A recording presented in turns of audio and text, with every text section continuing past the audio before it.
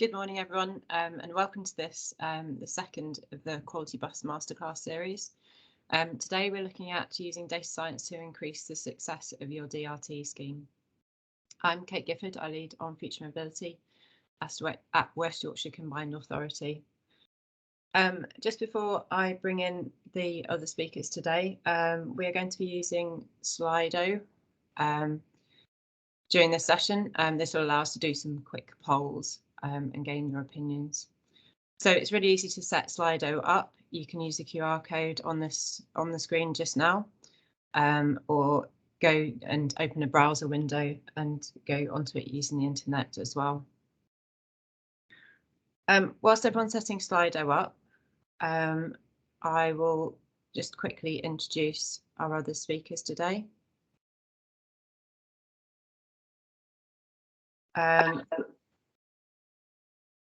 First, David, who is Head of International Business Development and Partnerships at Padam Mobility. David, do you want to briefly say a bit about your background and how you got into working in DRT? Yeah, sure. Thanks, Kate, and good morning, everyone. So David Carnero, Kate's said what I do at Padam. International, by the way, because we're a French company, obviously covers the UK. And I am based in France. I lead our activity towards local authorities, regional authorities, transport operators, and also partnerships partners we work with. I've been here for about 18 months. Before that, I was at the operator Keolis in their mass division. And previous to that, a long time in mobile technology, be it embedded technology or applications.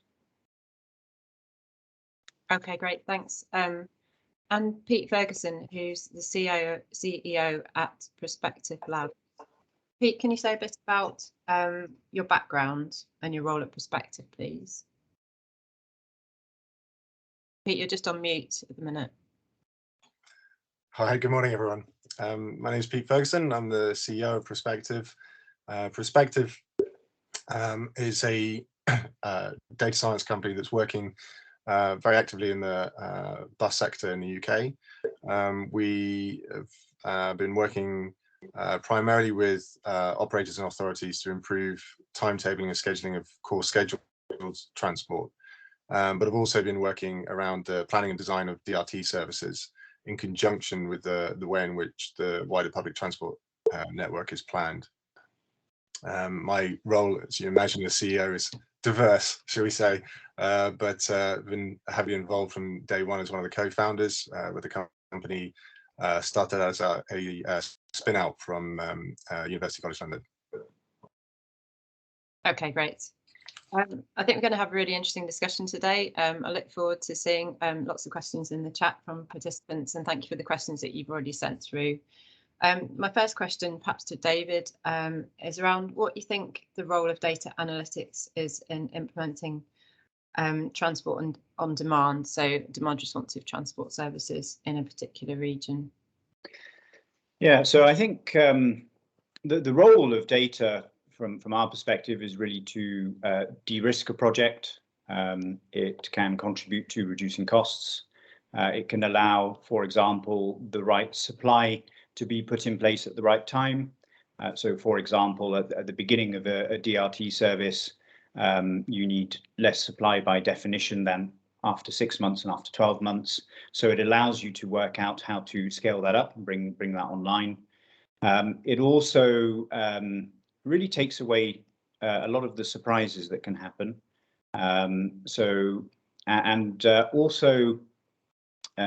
It obviously heavily contributes into the service design that should be put in place.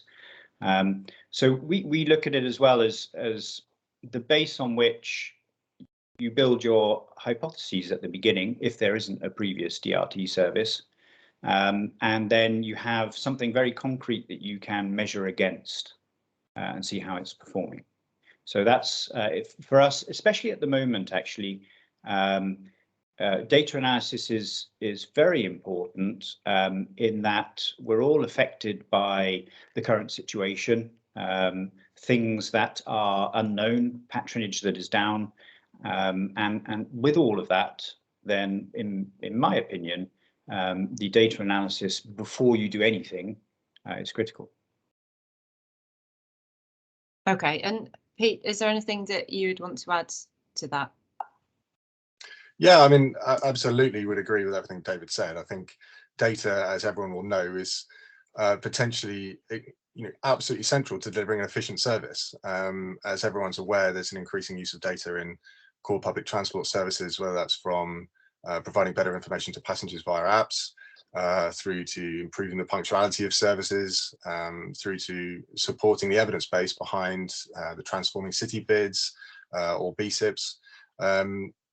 Data is at the center of a lot of decision making at the moment, and there are many reasons to make the most of the increasing amount of data that's out there. And I think we're finding more and more ways in which data has opened up new insight for improving ridership, reducing operating costs, improving the customer experience in general. So it's central. Yeah. And presumably that's something that Prospective has been very heavily involved in. I don't know if you want to just say a bit about the kind of work you've been doing on DRT specifically. Yeah, so around DRT, we've been using a lot of resources we've built up over the years around multimodal transport modeling, because a lot of DRT services are being introduced into an existing transport network, and operating authorities need to understand what the implications of those services would be in the light of the other services that already exist. Some of the key questions that we are often asked are, what will be the impact of the DRT service on the existing bus network? Is this going to complement or compete with core public transport? Is this going to be something that leads to modal shift away from the modes that we're interested in moving people out of, or is it going to have a different effect? And then there are the real commercial decisions as well around where you introduce a new service, what kind of service design it should be, what level of frequency response time, restricted routing or free floating services are going to be the best choice for that community based on the level of demand that is likely to generate relative to alternatives. So a big part of our work is using that ability to look at the network as a whole from the point of view of multimodal transport modeling to actually understand the implications of a new DRT service in context. Yeah, I think that's particularly important, especially for authorities that might be kind of fairly early in terms of their journey on DRT services. So learning lessons early on, I think it's crucial to have that kind of data in place so that you can quickly understand what's happening with a scheme as it's launched over the first couple of months. We're just going to use Slido now to create a bit of a word cloud. It'd be great to understand what people think are the barriers that are preventing getting a DRT scheme up and running in your area. So through Slido, you should be able to enter just single words or perhaps 2 words, and we'll create a bit of a word cloud, and we'll be able to see what people think are the key barriers there. And just whilst people are doing that, Pete, I'd be really interested to understand what you think, particularly in terms of data collection whilst DRT schemes are up and running.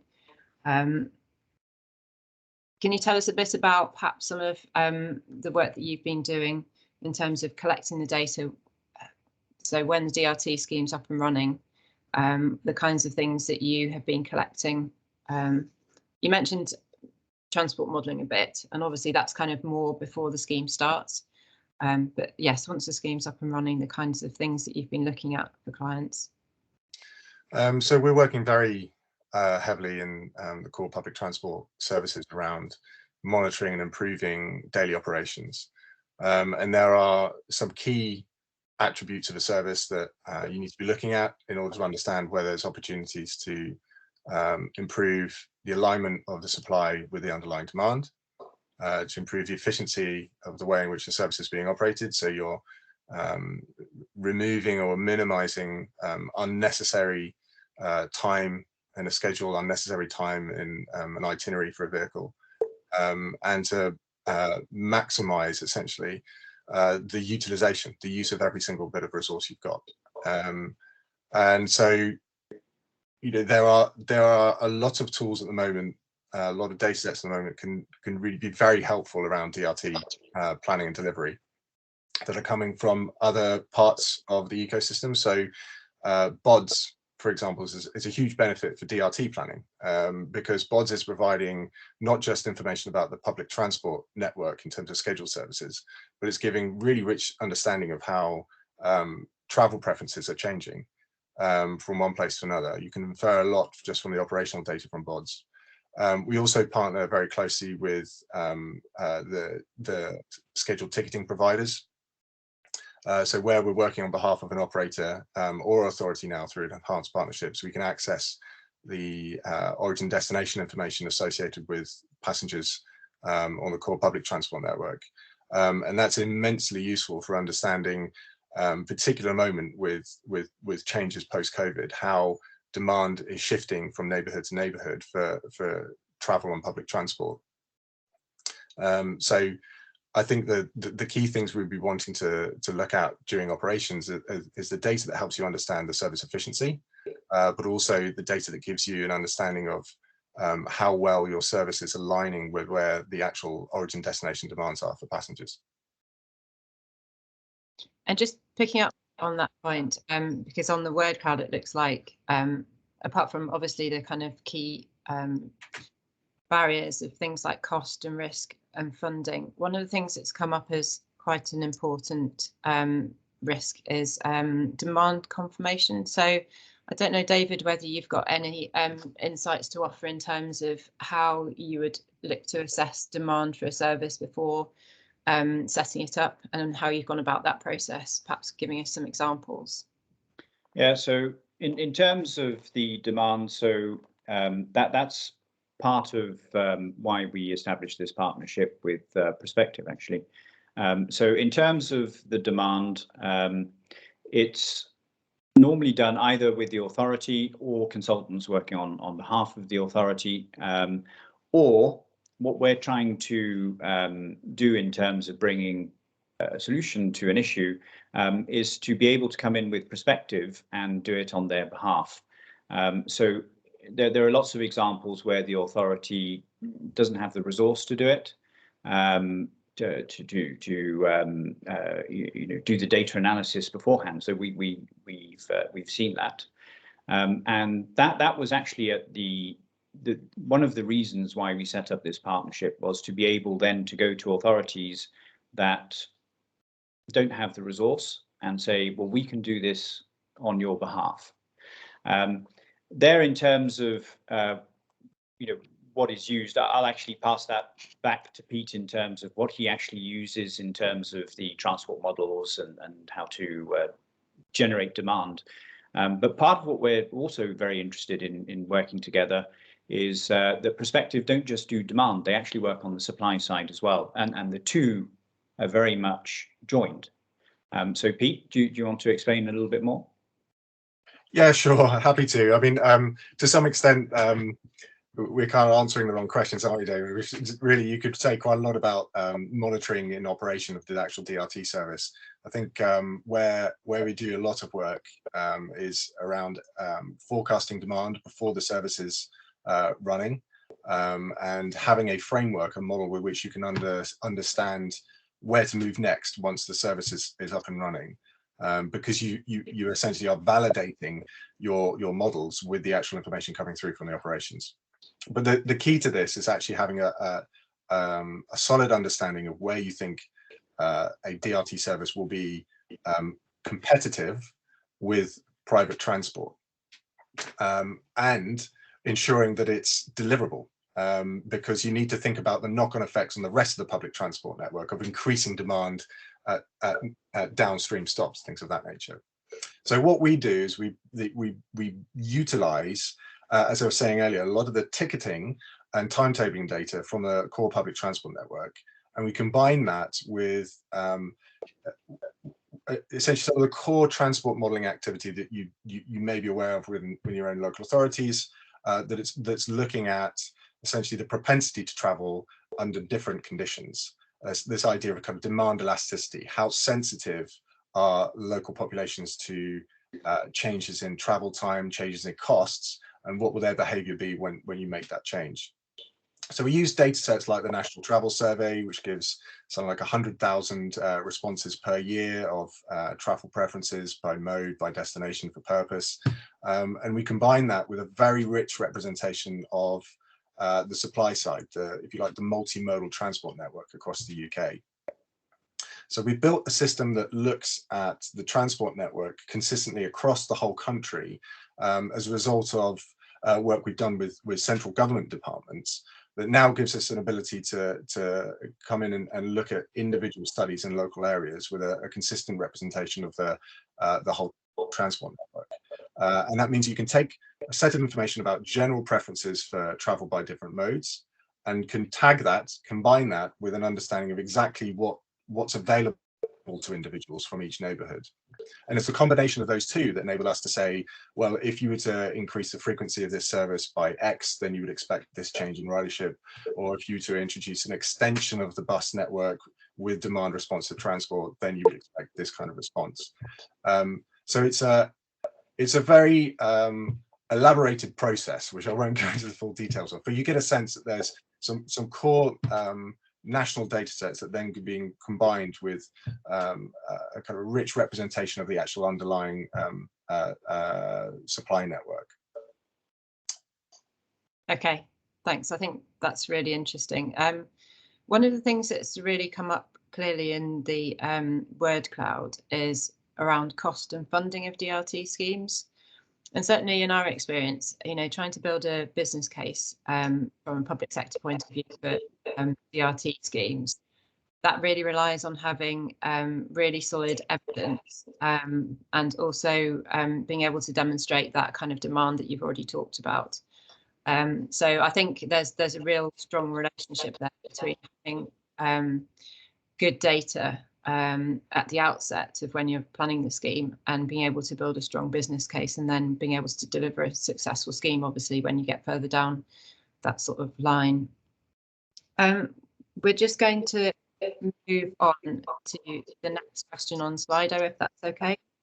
And that's really trying to understand what kind of service people are looking for from DRT.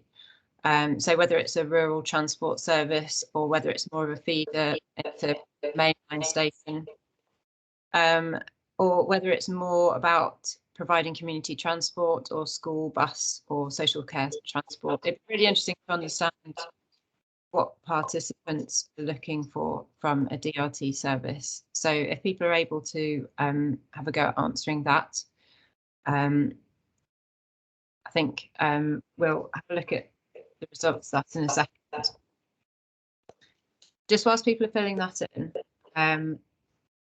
I don't know whether, Pete, you can tell us a bit about what part of the data value chain Prospective Labs work in and kind of how that's linked with your partnership with Padam at the minute.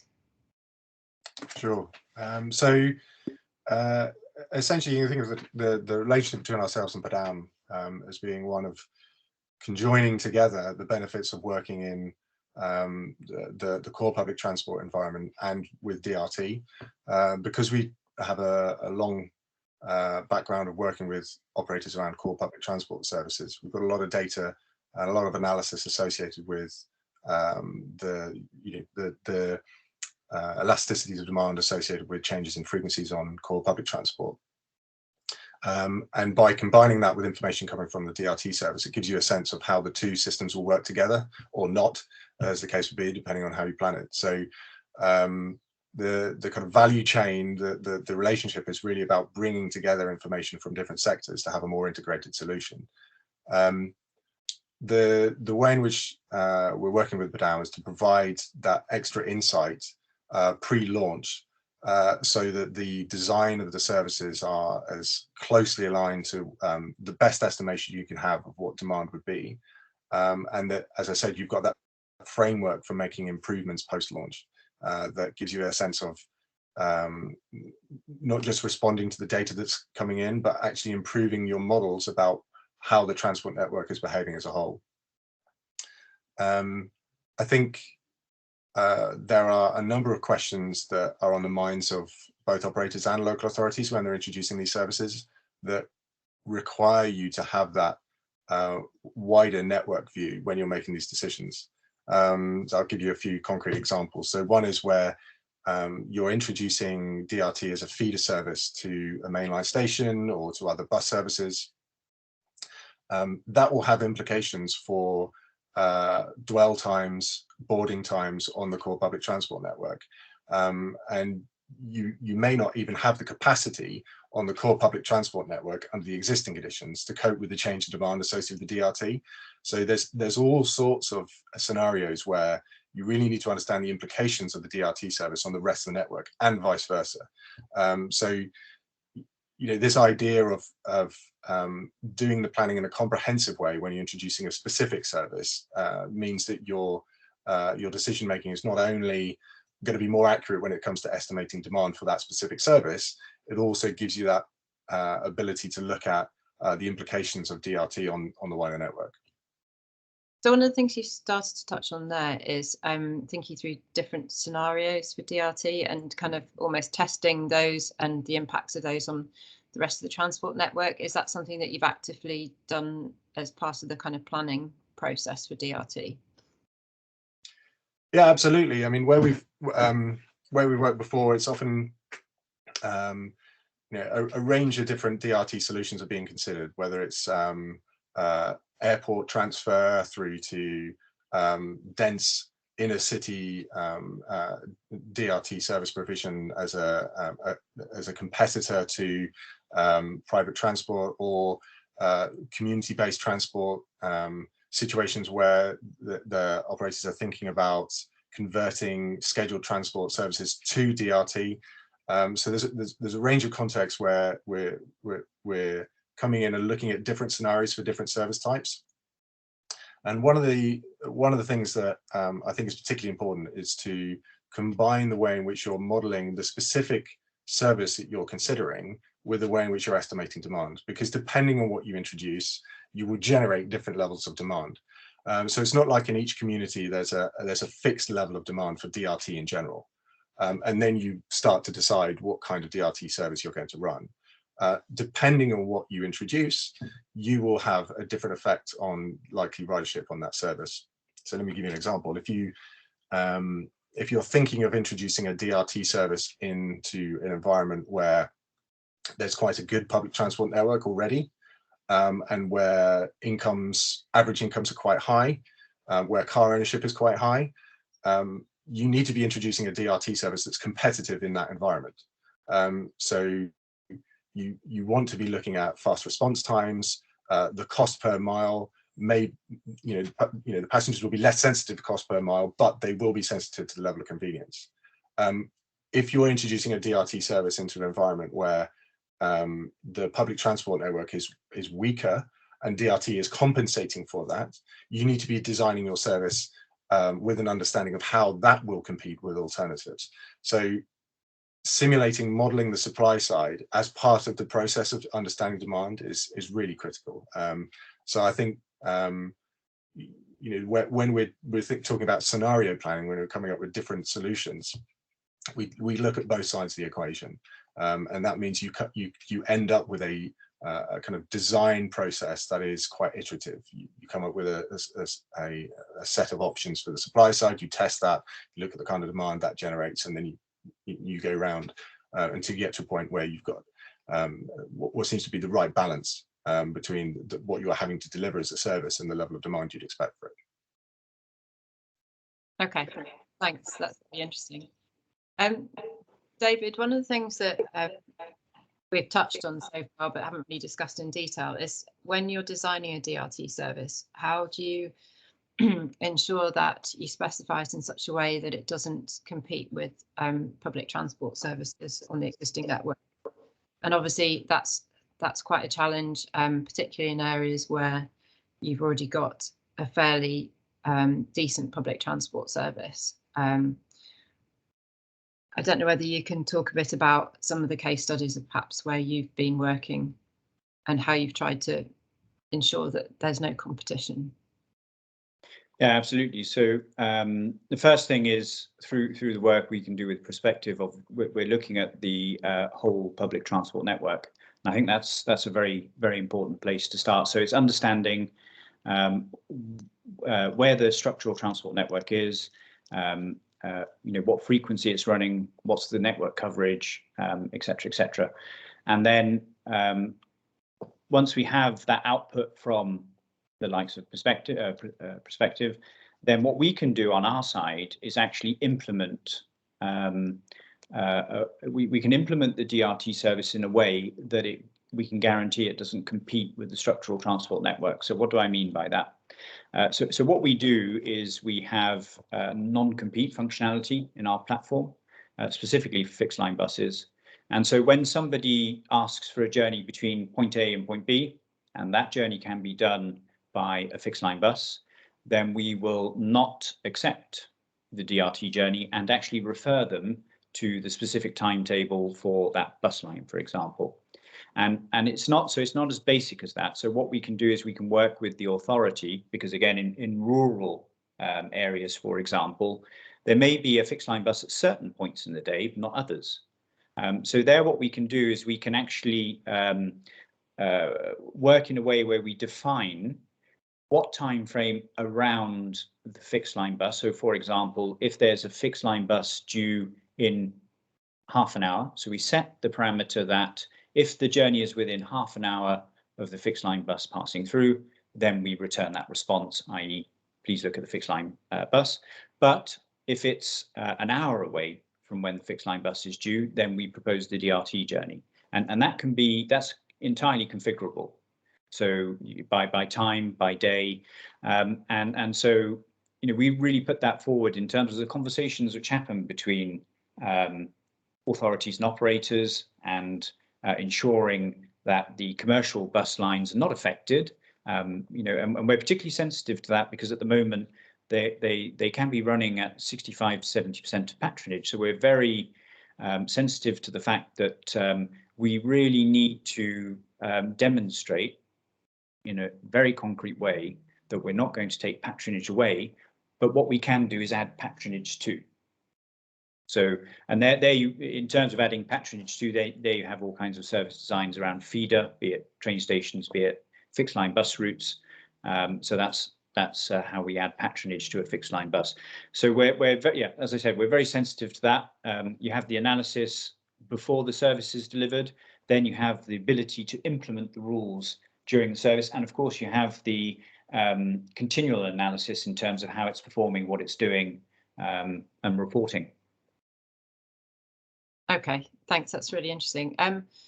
Roger Sexton has asked, in terms of existing DRT services, the kind of proportion of passengers that are in ENCTS pass holders, so that's concessionary scheme pass holders. I know on the scheme we've been operating in, that we've got in East Leeds, it's probably about 20% at the minute. But as Beatrice rightly pointed out, it does depend on how the scheme's configured. I don't know whether you've got views on what that usage is like across the schemes you've been involved in. Sure. So we have a very clear idea. The unfortunate thing is I can't share that because we haven't got the permission from the authorities we work with. So I'm reticent to do that. But what we do is concessionary travel is a very big topic for DRT, especially in the Rural Mobility Fund projects, for example. So there we've worked very closely with the authorities on being able, so we're actually currently going through changes in our product so that it's very easy to sign up and to verify that the person is entitled to concessionary travel, and then they can access it through the digital products. So for example, we're bringing in changes where you click on concessionary travel, an email goes to the authority and it gets validated, and then that person is up and running and then can book online or on app using concessionary travel.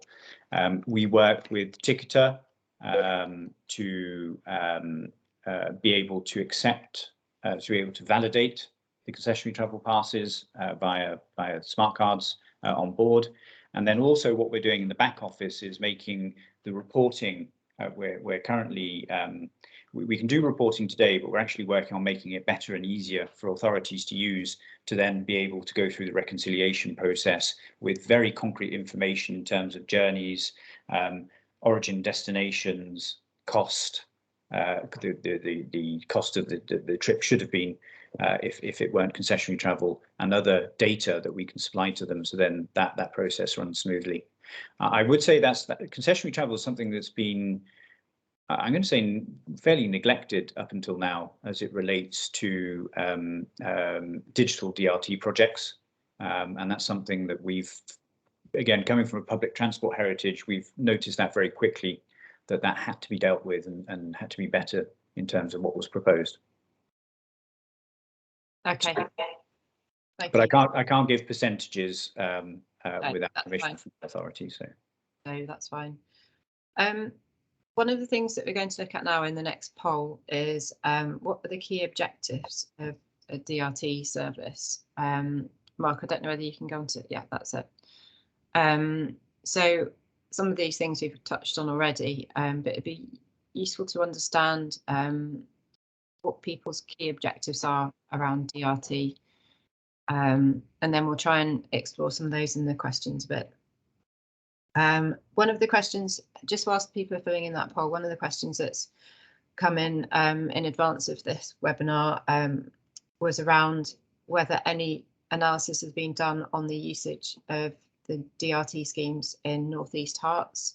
I'm not aware of anything that we're able to share on that at the minute. David, I don't know whether you had anything that you wanted to share on that scheme. Yeah, so there is actually some public information that Herts have shared. And what I will do also is share a bit in terms of what we're looking at. So this particular project is very young. It's not 6 months old yet, so that's the first thing to take into consideration. It has been impacted by government recommendations in terms of travel. That's another thing, even during that short period of time.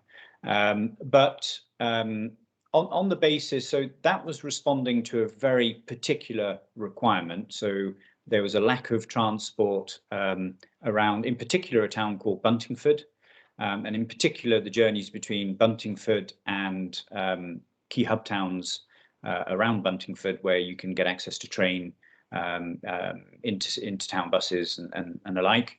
And also things of interest like hospitals, schools, etc., etc. So there, it was a very clear remit in terms of what the DRT was supposed to do. So there it was, addressing a weakness in the public transport network. Now, in the first 7 weeks of operation, there were already 2,000 passenger bookings, and Hertfordshire were very pleased with that. We were very pleased with that, especially when it's a rural project. So this isn't an urban environment. So the project started off very well. It's continuing to go well, and statistics will be released by Hertfordshire, on an ongoing basis. But what we're particularly, what we're doing there is we're looking at a number of things. So we're tracking the numbers and understanding the travel patterns there in terms of the data. So we obviously have origin destination data. And what we do there is we look at it really in a micro way. So we analyze these patterns based on, hour by hour, and also with the different days. So we really try and construct a very clear understanding of what people are doing and when they're doing it, not general data, but very specific data. Now that data can then be used in terms of adjusting the service design, adjusting supply, changing the zone, all kinds of different things that can be useful because it's very specific data. We're also analysing the effect of the COVID recommendations or rules or measures that have happened during the period, because this is going to continue for a little bit. So that's something very important in terms of understanding how it affects the service and people moving about. And there we're looking, so now we're coming up to month 6, and this is one of the first points where we start an in-depth analysis on the service. So here we're looking at what can be improved. We're looking at, for example, very specifically, we're looking at that either from a passenger experience perspective or a driving down the cost per trip perspective. Those are the two core things we're looking to address. So we are looking at the service design. We are looking at Hertfordshire at what other types of DRT can be brought on to access additional funding pots, for example. So Section 106 is part of the equation. School transport is part of the equation, because they very concretely really reduce, or they bring in extra funding, which really reduces the cost per trip. So those are things we're looking at the moment. I can't talk specifics, obviously, because these are not, this is not public information. And then we're also discussing new zones. Now that will be dependent on the BSIP results at the end of the month, and the amount of funding that's got. We do have a prioritization if we don't get the funding that we've asked for. So these are the kind of things that we're doing, and that really kicks in, as I said, at month 6. So patronage is built up. The service is starting to look like a mature service, and then it's a question of how do we. So we immediately focus on how do we drive down that cost per trip, or how do we really improve the passenger experience. Okay, thanks. That's great. There's an interesting question that's come up in the chat about perhaps from Pete, how we model demand in the context of what the taxi sector can offer. So especially on-demand services like Uber. I don't know whether you want to try and tackle that one. Yeah, I mean, it's a good question, and certainly a challenging one, because we know that demand is shifting quite rapidly. The profiles of demand are shifting quite rapidly as a result of COVID. Some of the trends are longer term in terms of the general elasticity of demand, cross elasticity of demand between modes. Others are genuinely affected and likely to be affected for some time by changes in working from home, etc. So actually understanding the impact of a service relative to new forms of mobility on the private transport network is challenging. The way in which we tend to model this is to have something that's trying to represent the degree of custom response by the service.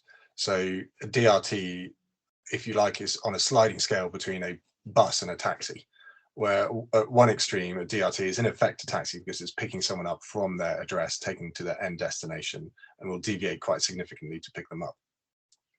That is obviously an expensive form of DRT to operate. At the other end of the scale, you have something that is much more like a fixed service, because it's using a fixed routing, it's using a sense that the actual options available to end passengers is restricted. It's requiring the passenger to leave their address to go to the pickup location.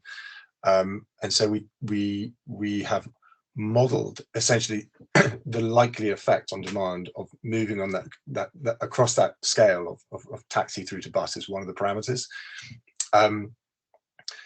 The effect of the new mobility services on demand for DRT is something that I don't think anyone's got a precisely clear picture of, because it's going to be very different in every context. But I think the sensible way of proceeding at the moment is to start from the position that DRT is intended to be an extension of the public transport network, and to view it as such, and to consider DRT to be a special case alternative to the public transport network, and to evaluate it, model it in that way, rather than to say it's a kind of taxi. But I think this is something that really needs to be addressed on a project by project basis. Yeah, and I think that comes back to some of the discussions in the previous webinar around how do you brand the service, and ensuring that there's that integration of ticketing, so that it becomes part of the network, so that when you look to book and plan a journey, that's one of the options that's available to you, and it becomes more a part of the existing transport network. I think One of the things that came up as part of the poll that we've just done was the fact that DRT can really help to improve equality of access to public transport. And David, I don't know whether you've got any examples that you'd want to talk about around how you actually achieve that kind of equality of access, and examples where bringing in a DRT service has really helped to widen the transport choices available to people in a certain part. And this is particularly the case in, I guess, rural areas. It's providing public transport options where there perhaps weren't any previously. And one of the points that has been raised just there on the Slido is that DRT could be used to replace deregistered services. And I guess that's particularly the case where there are gaps in the existing scheduled bus network in more rural areas or less dense areas. So I don't know whether you want to pick up on that one, David. Yeah, sure. So in terms, so our perspective in terms of a DRT project, it should very much be, where it's possible, it should very much be part of an integrated transport offering. This is critical. It actually has a huge impact on patronage of the DRT service. In other words, all of our services that have big patronage in inverted commas for DRT are all very clearly part of an integrated transport offering and also integrated ticketing, as you mentioned. So for example, we have the big ones are on the continent as things stand, but we have some examples in terms of Strasbourg, in terms of Orleans, and the rural areas around Paris. And the statistics go up to, so Strasbourg, for example, 60% of the patronage goes on to fixed structural transport, and we can track that. You're not talking about small numbers of passengers. You're talking 20,000 people per month or 20,000 journeys per month. So 60% of that. Orleans is very interesting in that, from a political standpoint, they have said that 100% of the citizens in and around Orleans, that's defined in terms of the metropole, must have access to public transport. That's an electoral pledge.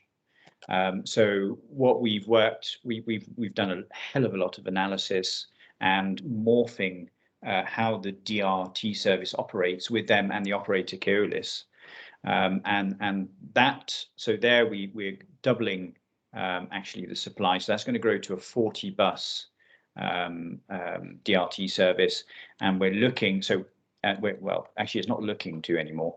The objective was to move it from 100,000 trips per year to, so depending which article you read, was between 250 and 300,000 trips per year. And we're already doing that. So we very quickly in the project, we've been able to deliver against that target. Obviously, we've still got 12 months to go, but the service has ramped up as was projected. So those are some examples. Hertfordshire is one where it very much is. So it's answering a very precise public transport question. So there's another question there talking. So from Roger Sexton again, saying, considering the impact of the scheme on established bus routes. And in fact, one of the things that it was looking to address was the fact that the structural bus network really wasn't an option for travel from Buntingford for several destinations, because you had to change several times. And the journeys versus, so here there are literally some cases where a bus journey of an hour and a half was competing against a car journey of 15 minutes. And with all the will in the world, that's a difficult one to sell. So there was a public transport desert, as we call it internally, and we were able to extend the public extend the network reach to cover that area, but also and address travel from Buntingford to those key hub towns, but also address east to west county travel as well, which again needed lots of interchanges and took a very long time. And really wasn't an option. So it's been constructed in a way that it is considerate of the impact on the fixed line buses. We will always work with our authority customers on how can we better the service, how can we integrate it more into the public transport offering, and fixed line buses are very much part of that. So, these are things that we'll be discussing with Hertfordshire moving forward. So just answering that question in terms of, how we consider in a concrete way existing bus services. But integrated transport is critical. And that's one thing I would comment, that the UK does look at DRT in a more siloed approach than in Europe. And we think that's, we don't agree with that. And so we're specifically looking, in discussions, we're looking for authorities that you may not be able to do it from day one, but have a vision to get to that point, and we will work with them to make that vision happen. So, through implementing ticketing, through implementing journey planning information. So in other words, when you're connecting to a fixed line bus, in our products, a roadmap item is to have the timetable of the fixed line bus, but also real-time information, so you can work out, if it's running late and all that sort of stuff. We're working with Ticketer on what they call connection protection. So in other words, there will be the ability to ask a DRT busser to communicate with the driver to say, hold, the fixed line bus is running 5 minutes late, therefore you need to hold for 5 minutes, so we can ensure that connection is made. So there are all kinds of things like that we're working on as part of integrated transport. Okay, thank you. I think those are really interesting examples. One of the other questions that we're going to move on to a bit is around economic benefits, and I think it's perhaps a question for Pete initially. What economic benefits do you think can be expected from DRT schemes? Obviously, this is in the context of trying to develop a strong business case for a scheme, and ensuring that we've got funding that can be available for it. Sure. Just a bit of background, I think the core outputs from the planning design work that we do tend to be a business case, where you've looked at both the likely revenue that we generated from the ridership resulting from the demand set against the cost of operation. So at the basic level, you're looking at basically the viability of the service itself. Is this something that is going to be self-funding from day one, or is there a point in the future as the service matures that you would expect the service to be self-funding, and what is the subsidy rate for that? How does that vary by time of day, day of week, etc.? So a basic building block of that discussion is what is the business case behind the service itself. Then I think you need to look at, as you said, the economic case for introducing services of this nature within the community. So what is the term sounds rather dry, but consumer surplus, as it's known, associated with the introduction of the service, which is really just saying, what are the extra benefits that each member of the population has in terms of what they can access as a result of this increased accessibility. And that's something where you may be in a situation where you're improving access to a set range of resources, which opens up opportunities to the population, which by inference increases range, choice, productivity in a lot of cases. And that can be measured, and is often measured in a core transport modeling process. You may be in a situation where what you're wanting to do is say, there has to be a reduction in service, and how do we minimize the negative effect of that? So often the business case is proactive, how do we expand service, but equally you may be looking at how do we minimize any negative effects of reductions in subsidy.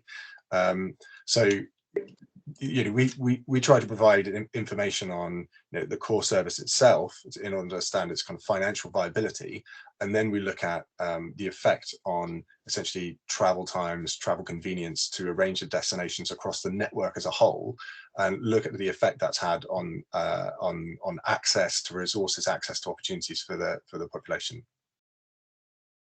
And I think there are two aspects to that. So there's the planning part, which Pete is talking about, and analysis that goes with that.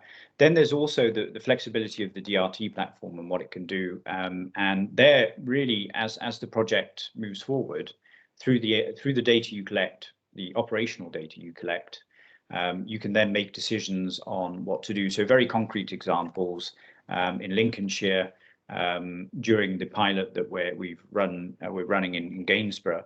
The decision was made to add school transport to the offering. So in their case, they actually blocked part of the fleet out during the school run hours, and that had a dramatic effect on the cost per trip. Now, needless to say, Call Connect and Lincolnshire County Council have been doing this for 20 years, so they really know what they're doing. But that was a very concrete example of what you can do. So it's on the planning side, but then it's how you react to the data that comes in and what can be done. We believe that Section 106 funding is another pillar that needs to be investigated more. And there, what we're looking to do, so we're in discussions with various authorities on not setting aside the whole fleet, because that's not what we want to do ideally, but can we work in a way where we can set aside some of the fleet for school trips, bring in that finance, and then work with developers and companies in business parks, for example, who already pay for a shuttle service on their own, and that can go up to £70,000 a year. And then can we go to them with a proposition which says, we'll pay less, but it's a mutualised service. So pay 25, 30,000 instead of 70,000, but there'll be 10 companies that we mutualise together, and then we provide transport between the local train stations. So that's something that, again, really helps. We are rural and peri-urban specialists. That's what we do. So we don't sell false promises of services that are going to stand on their own 2 feet financially. But what we do promise is to really drive down that cost. Where you can get to with that, we're still very early days, but you can get to sub £6 a trip already in the UK. So that's something that that can be done. There are other things you can add to that to bring that down further, but all of these answers obviously really depend on the particular area and what's possible there. So there's no general answer in terms of what we can and can't do. I just think that's really interesting, actually, and that's particularly interesting for us to understand, given the pilot scheme that we've got running in East Leeds.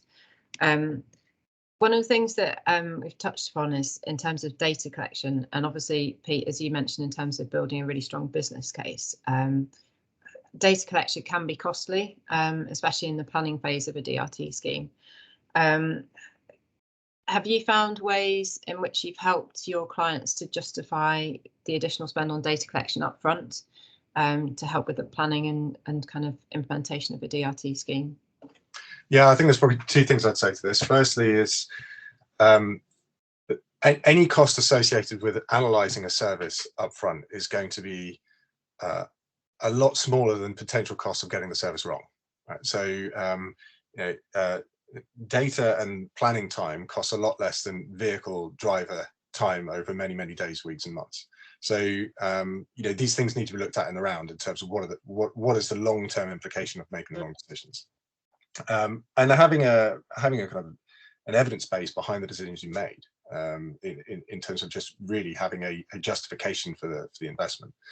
And the other thing I would say is that there are opportunities to make the most of existing data, and I've probably sound a little bit like a stuck record, but this idea of looking at the data coming from the wider transport network, I think is hugely valuable for local operators, because it gives them, through their relationships with the existing bus operators, access to information that is directly relevant for planning and operating DRT services. And through the mechanisms that have now been brought in through enhanced bus partnerships, through partnership working with operators, it is usually possible to get access to that data for improving the services down on the ground. And the operators have a lot of reasons to be involved, want to be involved in that process. Mm-hmm. They want to understand what the implications would be of new services on them, positive or negative. And so I think as long as local authorities are broaching this from the point of view of partnership with the organizations that have a lot of the commercial data on existing demand, they can get quite far. in using existing data services and don't have to spend lots of money on new custom surveys for a new service. Yeah, I think that's particularly true where authorities have got really strong relationships and are already working close with bus operators, which is likely to be the case for a lot of authorities going forwards. There's a Just question. one point on that, Kate, actually, Yes. because it is a really important one. And we've come across cases where access to data is very limited. And it depends on the size of the authority. So smaller authorities, some of them are dependent on consultants to give them access to that as part of their framework agreements, and then that has a big cost. Some don't have access to it. So there have been some cases, and this is not part of our core thing we do, but we've had to build up that data for the authority because they didn't have access to it. So I think this is a really important one, to have access, because all data companies will tell you if you put rubbish in, you get rubbish out. And so if we don't have access to that data, it really undermines the certainty with which we can, talk about things. So that's something we've come across quite, not quite a bit, but we've come across at various cases in the UK or in England. Okay, that's interesting. Thank you, David. Maybe one last question, given that we've got a couple of minutes left. In the event that DRT metrics that you collect show a decline in performance, can you give us some examples of mechanisms that have been used to try and identify both those problems and then also to trigger some kind of mitigating action to improve the service performance? Yeah, so I'll start with this. So this refers back to the analysis I was talking about in hour by hour and the different days of the week. So there we get a very granular understanding of what's going on. So we have two profiles or two teams in Padam. We have transport consultants who are transport planners or urban planners, and then we have an R&D team, which are engineers, data science engineers, who will then go even further in the analysis. We've come across all kinds of different reasons why the service has started to go down. Quite a lot of the time it's saturation. So, for example, commuter services, if you don't have the supply that's required to deliver the service that's required for people to go to work, then they just move on and get back into their car. So we analyse the supply. We'll analyse also how people are searching within our digital products. So, for example, if there are a lot of searches that aren't what we call converted to journeys, so conversion rate we look at, and we look to understand things like where was the origin, where was the destination, do we need to extend the zone a little bit, and then we'll catch a lot of patronage because there's a lot of pent-up demand there, things like that. Cost is obviously part of it, in terms of the fare. So through the platform, we can go through lots of different metrics that we can then come up with ideas that we want to dig into further or validate as to why the patronage is declining or is plateauing even, or not performing. Okay, that's. I don't know whether, Pete, you want to just give any last remarks on that or on any of the other topics that we've covered, actually. Yeah, sure. So I'll try and give a general summary of some of these key points. I think the key takeaways I would want to give is really around thinking about network effects. So thinking about the design of your service from the point of view of its integration with services that already exist, and that has a few implications. One is working closely with existing operators as partners in part of the planning, design and delivery process. Leveraging the data that's available, often from the same people, and thinking about the implications of changes on service delivery elsewhere. And I think there's another point around really making sure that you've got the sense of how demand is going to be affected by services outside of the DRT service as well. This is a two-way thing. So yes. It's an ongoing process of trying to get alignment between one part of the network and another. And I think that there are tools out there to facilitate that. There's data out there that can be made available. And I think it's the right way to approach the problem. And David, would you like to make any last remarks before we close the webinar? Yeah, so data analysis is key, and then flexibility when the service is live, flexibility, and to really, from our perspective, it's to, in a very proactive way, look at how you can access different funding pots to reduce that cost per trip. So really, like we've both said, all of us have said, don't look at DRT in a silo. Part of an integrated transport network is key, but also what kinds of DRT you can put in place to access the different funding pots. Okay. Thank you very much for your time today, David and Pete. And thank you to all the questions that have come through on the chat. I hope that you found it an interesting webinar. Certainly found it very interesting. So thank you very much, everyone. I think the recording will be made available on the Landor webpage for this. Thank you very much.